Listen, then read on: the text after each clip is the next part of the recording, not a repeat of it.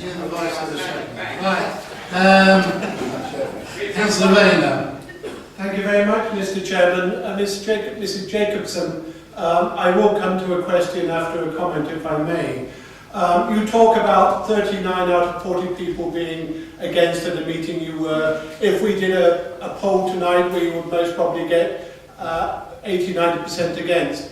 But isn't it the reality of protest that those people who support a cause tend not to come out and protest against it? Such that you have a meeting that you're talking about, and you have a meeting tonight where purely the protesters who are protesting against it are coming out. Would you agree that those people who support the policy are not going to come out tonight in order to shout about it?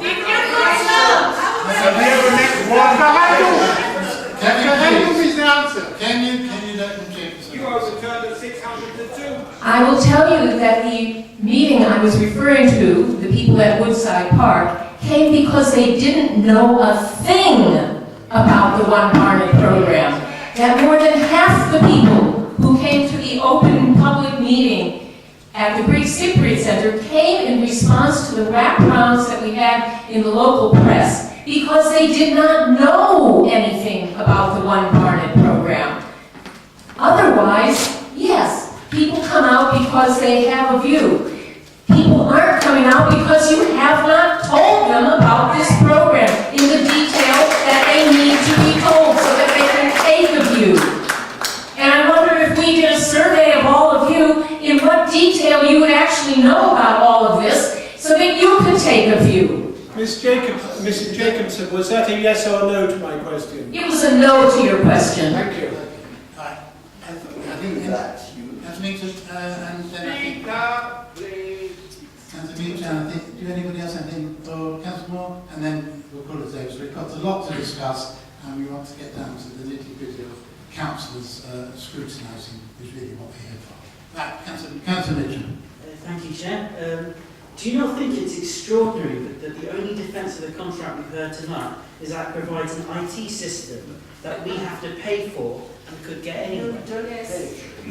I agree with you fully. I think not only that, but that a lot of the replies to the supplemental questions were so vague and so general that they didn't actually address the question that had been asked, and this is also true of many of the written responses.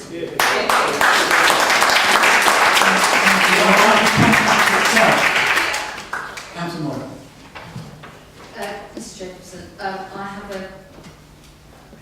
a question in two parts, actually. So I'm going to try and ask you two questions.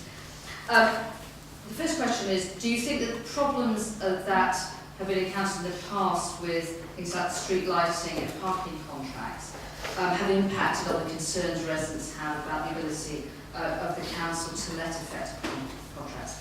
And secondly, actually, there's been quite a lot of discussion about consultation of the public about the One Barnet project.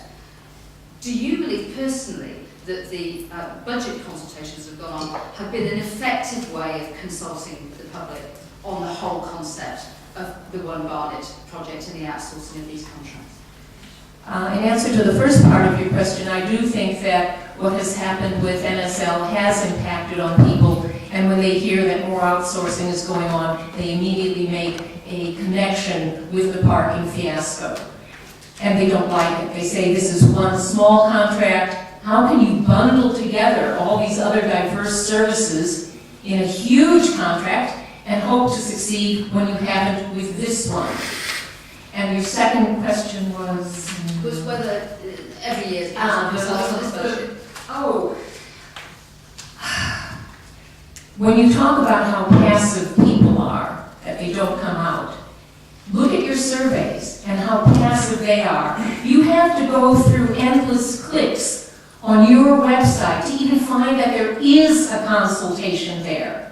And then you read the consultation, and I wish I could have put my name on mine so you would have known where those angry answers came from. But the questions are rigged in a way that they do not actually survey what you're trying to survey. They ask you to rate 1 to 6 things that cannot be rated 1 to 6. Some things actually have the same level of priority. And when I got through to the end of this diabolical thing, having taken hours to actually read every bit of the document and refer to exactly the line where it was, even when it had 2 line numbers. I found a question about council tax. I thought, okay, here's a question I'm interested in. Do I want it raised? Do I want it not raised? Would I raise it by this much? Would I not raise it by that much?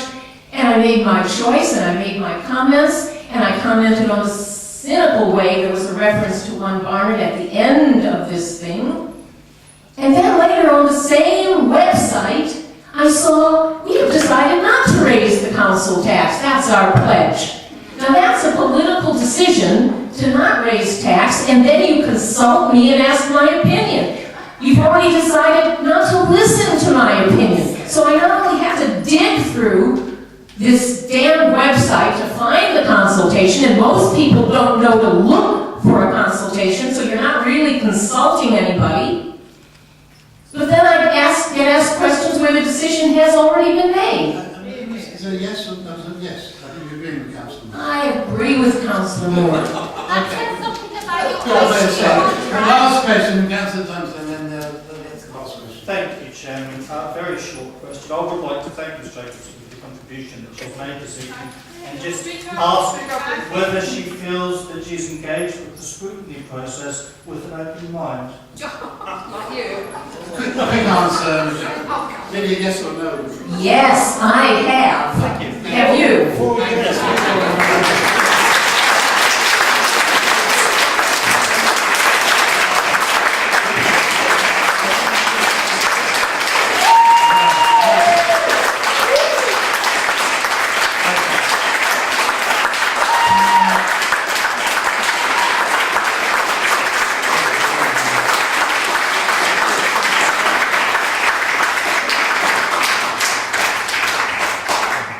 Can we invite to the table Councillor Thompson, Councillor Downs, and Houghton, and any other officers who are here?